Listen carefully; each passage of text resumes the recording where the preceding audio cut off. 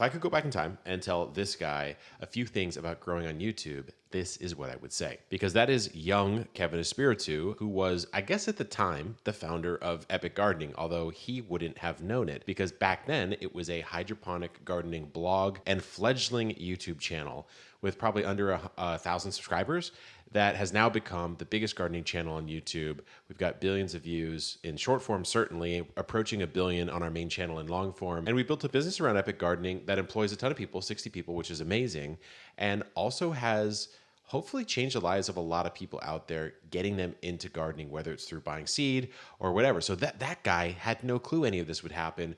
And a huge reason it happened was because of YouTube. So this is far from a guru video. I'm hanging out at almost midnight in my new office with my frogs behind me. So don't take this video too seriously, but just some sage wisdom I would give to my younger self about getting started on YouTube. So here we go. The first one is going to be, I'm not a big believer in the quality or quantity thing. I actually think it needs to be both, especially at the start. My friend Callaway, who runs an amazing YouTube channel, has a really good rubric for this that I more or less agree with completely. So I'm going to repeat most of it here. At the start of developing a skill, you're pretty much at a zero unless you have some sort of natural aptitude for it. So to get good fast, what you need to do is put out a lot of quantity. Doesn't mean you have to publish all those videos, but you do need to practice the art of video making. Because unlike some skills, becoming a YouTuber, so to speak, is kind of a basket of a bunch of different skills. You have videography, you have sound, you have editing, you have storytelling, you have sort of the overall strategy and packaging of a channel itself. So you're really learning 5 to 6 different skills at a minimum from a cold start, which means that you need to kind of spam videos out. That's the best way I've found to get better at any craft that I've ever done. And actually, I'm gonna go into the other room and show you something really quickly. So about 6 months ago, I started teaching myself how to draw. This is my first sketchbook. And this is my first page in the sketchbook. I'm just drawing some basic shapes, and I also tried to draw some pancakes. This is me literally practicing how to draw straight lines. That's how beginner I was at the time. This is a 100-page sketchbook, and I completed it in about 2 months. So the entire thing is full. This would be what I would consider spamming out your skill. Now this is a drawing of a bristlecone pine that I did just a few months later. Here are some rocks that I drew in pen and ink. And after 6 months, here is a bok choy that I painted in watercolor and colored pencil that's actually gonna be on one of our seed packets for our seed brand, Botanical Interests. The point I'm trying to make here is I was spamming the hell out of the drawing skill set over the course of this past summer because I wanted to get good at it as quickly as possible. But the thing that I see a lot of people do wrong, and I did wrong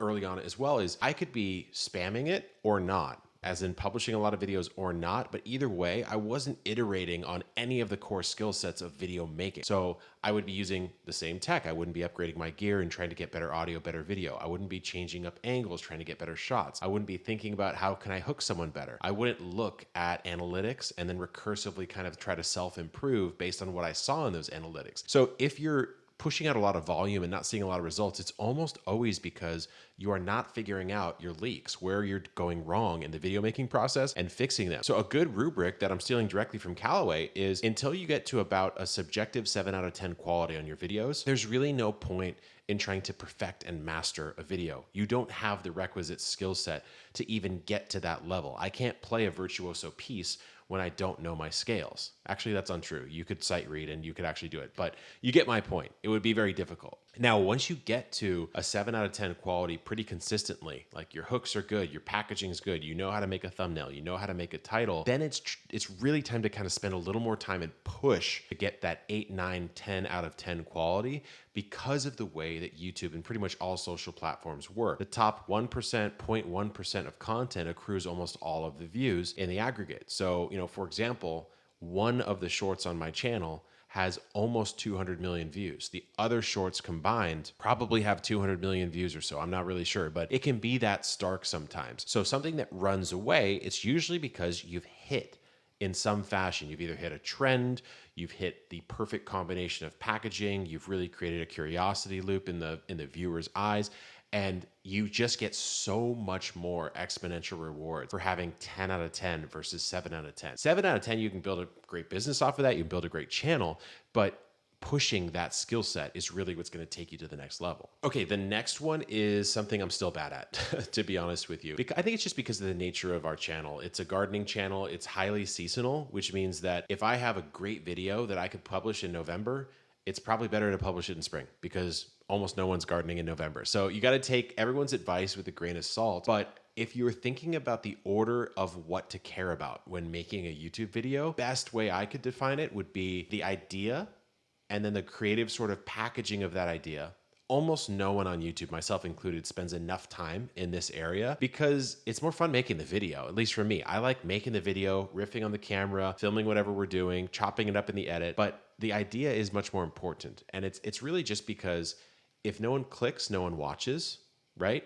But if you don't create something someone would ever click, they won't click. And so the idea actually comes before the packaging. And for those of you new to YouTube terminology, packaging really is just the title, the thumbnail. But I would go a step further and say the real packaging comes before the sort of stereotypical packaging, which would be, what is that idea? So for example, we had a video that really went well for us called What Happens When You Bury Food Scraps Under a Tomato.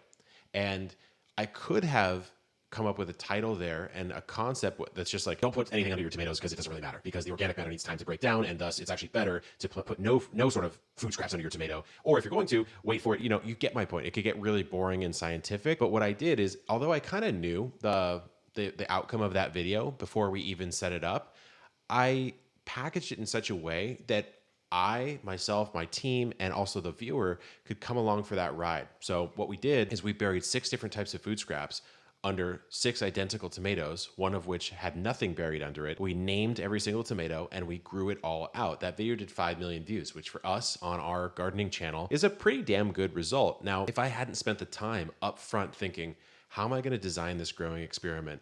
What is that thumbnail going to look like? I'm in a orange shirt with a pizza in the ground and a tomato in a hole.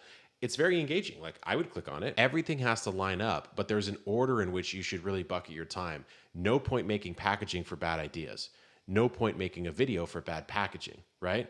No point making a call to action at the end of the video if no one's going to watch it again, aka the video has to be good. So that's the hierarchy I would put it in. And I do think that back in the day, almost no one really understood that. These days, it's pretty well understood. This next one is like 2 paths you could go down as a YouTuber, because I would have told my younger self that YouTube business, if you want to build a business behind YouTube, they want to be lean and small or absolutely huge. And I think we've seen a lot of examples of creators who've tried the middle path, maybe like hiring a team of 8 to 10, but having a product or service that can't really support a team of that size because you're in that kind of messy middle where, even supporting an 8 to 10 person team is quite expensive. I mean, even if you were paying very low salaries, that would be $500,000 a year, So you need quite a bit of revenue to support that with a small creator business. So what I've seen over the last 10-ish years or so, as I've seen all these different businesses be developed, you start to see people either want to stay really lean, like themselves only, plus maybe some extra help on the editing or maybe some social media stuff or maybe some assistant stuff.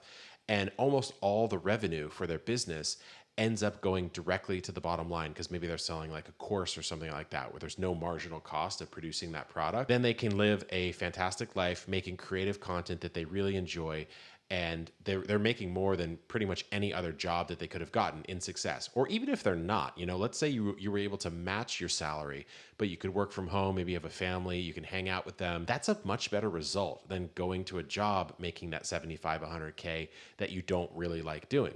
So that's one path I think a lot of creator businesses can go down. And frankly, most I see go down that path end up pretty content with it. The other path, of course, is kind of swinging for the fences. You see guys like Mr. Beast doing this. Ryan Trahan's got Joyride Sweets, so he's going for a big candy play. There's a lot of different things you can do here, but it requires you as the creator to either become an operator, like you need to become a founder, CEO / operator, or you need to hire someone who's a CEO or operator. Like there's no two ways around it, because you're going to start hiring a team that comes with legal, HR, etc. You're going to start having management layers perhaps to the company. There's going to be metrics and meetings to track. You might bring on investors, you may not, but either way, you're going to have to manage your finances at a more sophisticated level. So the job behind it starts to become the main thing, unless you can keep yourself out of it. And the truth is, most people get into YouTube, creating on social media, because they're more of that artistic, creative type of person, and getting into the business side of it really sucks them dry. Now, I'm not speaking for everyone. There's tons of business creators out there that absolutely love that stuff, but their content is about business. So it kind of makes sense they would love it. You know, if you were an art creator or a reptile creator, both of which are channels that I've been absolutely devouring lately, you probably just want to be doing your hobby. I mean, this is very similar to people who open like a pie shop and they're like, what the hell? I'm just doing accounting all day and I'm hiring people, you know, and I'm firing people. That sucks. I want to make a beautiful apple strawberry rhubarb pie, you know? And so there's a book called The E-Myth Revisited. You can read about this, but the thing I'd tell my younger self, and maybe you watching, is pick your path carefully. You either want to have a really lean business that's highly profitable and lets you do exactly what you want, when you want, the way you want, which is super attractive. Or if you're more entrepreneurially minded and more ambitious in the more classical sense, like you want to go for scale because you see that opportunity and you think you could take a crack at it, then that's where you want to go. I have not seen a lot of these middle businesses do really well. In fact, you've seen a lot of those kind of scaled down. Like Matt D'Avella, I think maybe had quite a few people on his team in the past, and he recently like scaled it all the way down to just him again. It seems like he's doing better. Seems like he's a lot happier. In fact, he just put out a great video on the self-help industry and kind of what they're all doing and how some of it isn't really legit, which is great for me because I'm kind of anti-guru in the first place. That's why I like putting videos like this out every now and then that I don't want to charge you for, except for your own time, which you can spend however you wish. But those are 3 things I would have told myself as a younger YouTuber. There's like 40 more. So if you guys are interested, I'm happy to do more. But welcome to my new office. Welcome back to the Kevin Espiritu channel. And pretty soon, I'm going to have some rare Costa Rican tree frogs that'll be hanging out back there that I'll show you on the next video if you stick around. All right. Good luck, guys. Peace out.